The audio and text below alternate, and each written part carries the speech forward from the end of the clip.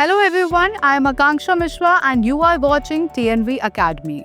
Have you ever faced issues with a service provider who didn't meet your expectations or struggled with unclear responsibilities in a customer agreement?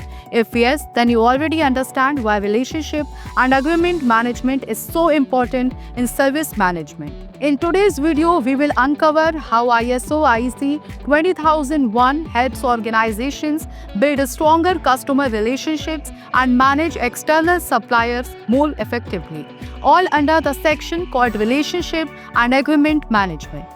Section 1. What is Relationship and Agreement Management?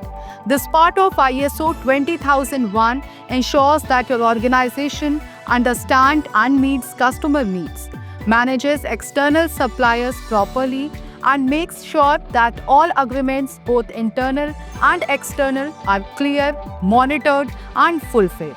It is about trust, accountability, and collaboration. Section 2.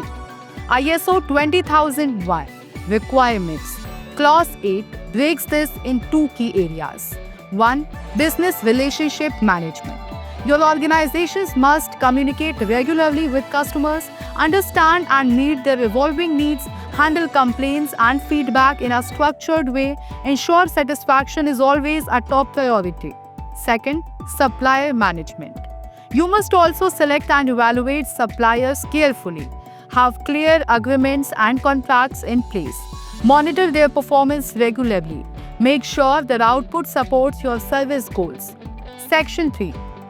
Why is this so important?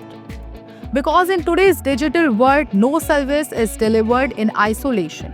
Customers expect clarity, consistency, and accountability, and you can't provide that without managing relationships professionally. Poor supplier performance or unclear customer agreements can cause service failures, financial losses, reputational damage. Section 4. How can organizations implement this?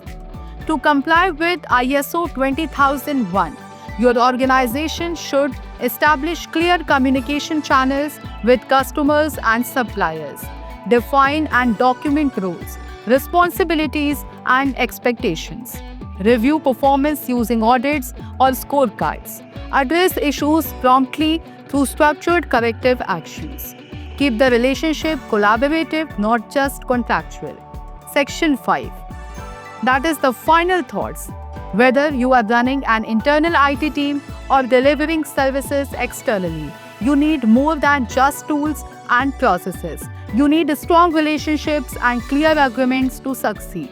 ISO 20001 ensures that your service management system supports this, so you can deliver quality consistently. So remember, good relationships drive great services. If you found this breakdown useful, don't forget to hit like, share, and subscribe to TNV Academy. We are here to make ISO standards simple and practical for professionals like you. Have questions or want us to cover another clause? Drop your thoughts in the comments below. Thanks for watching, and I will see you in the next episode.